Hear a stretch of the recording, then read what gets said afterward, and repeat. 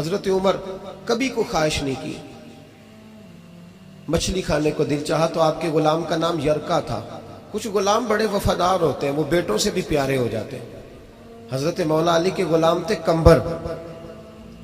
تو ایک دن کمبر نے کہا حضور آپ نے کبھی خوش ہو کے بتایا نہیں کہ آپ کتنے خوش ہیں۔ تو آپ فرمانے لگے میں تجھے خوش ہو کے بتاتا نہیں میں تجھ سے کتنا خوش ہوں، جب میں تجھ سے خوش ہوتا ہوں نا تو میں تیرے لیے اسی طرح دعا مانگتا ہوں جس طرح میں اپنے حسن اور حسین کے لیے دعا مانگتا ہوں۔ کچھ غلام بڑے پیارے ہوتے ہیں، وہ دعائیں کراتے نہیں، وہ دعائیں لے لیتے ہیں، ان سے دعائیں نکلتی ہیں۔ وہ فیکٹری میں ملازمت ڈیوٹی سمجھ کے نہیں کرتے، وہ اپنا گھر بنا لیتے ہیں، وہ وفادار ہوتے ہیں، وفادار۔ اور اصلہ نال جے نیکی کریے تو نسلاں تاک نہیں بھول دے ہوتے۔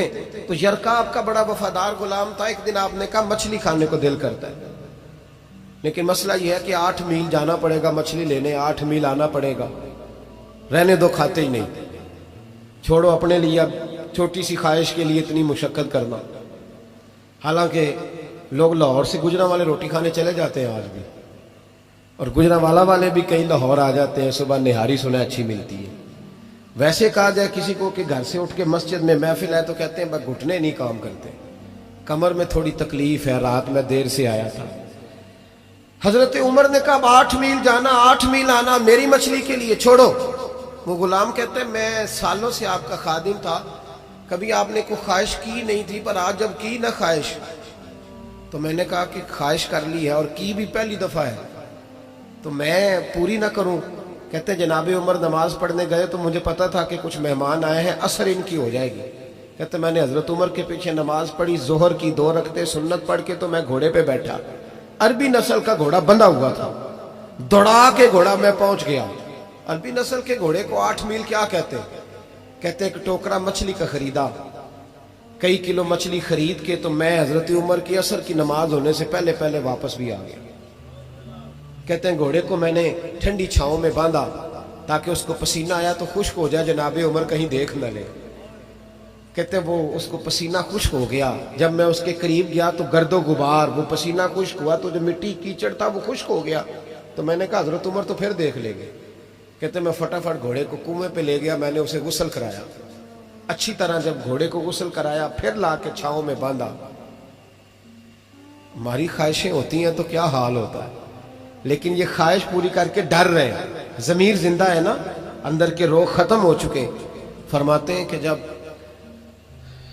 عصر کی نماز پڑھ کے حضرت عمر آئے، میں نے بھی نماز ان کے پیچھے پڑھی، گھر آئے تو میں نے کہا حضور اللہ نے آپ کی خواہش پوری کر دی ہے، مچھلی کا بندوبست ہو گیا ہے، بس تھوڑی دیر میں پکا کے پیش کرتا ہوں۔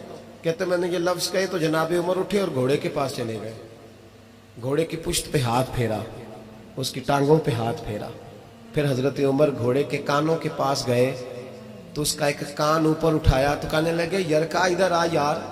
تو میں قریب آیا تو کہنے لگے تو نے سارا گھوڑا دھو ڈالا ہے پر کانوں کے پیچھے سے پسینہ خشک کرنا تجھے یاد ہی نہیں رہا، وہ کانوں کے پیچھے تو جہاں نہیں تو نے پانی ڈالا، تو بھول گیا تھا۔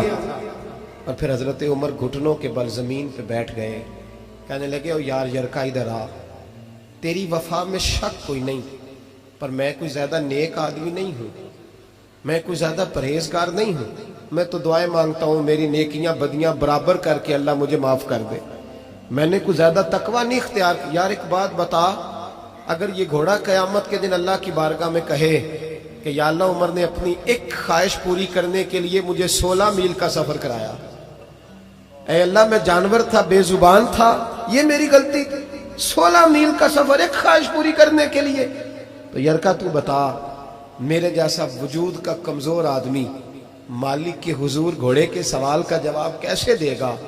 وہ یرکا کہتے ہیں میں اپنے باپ کے فوت ہونے پہ اتنا نہیں رویا تھا جتنا میں آج رویا، میں تڑپ اٹھا کہ حضور یہ والی سوچ، یہ والا، یہاں تو لوگ اپنے نوکر کو 4 تھپڑ مار کے کہتے ہیں پھر کیا ہو گیا میں تیرا مالک نہیں، اس کو رسوا کر کے کہتے ہیں پھر کیا ہو گیا، کوئی بات ہے؟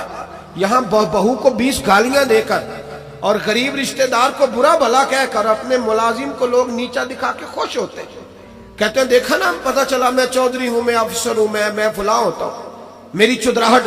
غلام رونے لگا، جناب عمر کہنے لگے اب اس طرح کر، گھوڑے کو تھوڑا چارہ اضافی ڈال، اور جو تو مچھلی لے کے آیا ہے نا، یہ مدینے کے کسی غریب گھر میں لے جا، اور ان غریبوں کو ساری مچھلی دے کے کہنا تیری بخشش کی دعا بھی کریں، عمر کی معافی کے لیے بھی دعا کریں۔ جب ضمیر زندہ ہوتا ہے نا، پھر اتنی سی بات بھی بوجھ بنتی ہے، اور اگر ضمیر مر جائے تو لوگ قتل کی بھی وضاحتیں دینے لگ جاتے ہیں، لوگ کروڑوں کی کرپشن کر کے اس کی بھی وضاحتیں دینے لگ جاتے ہیں، لوگ اس کے حق میں بھی، جب ضمیر مردہ ہوتا ہے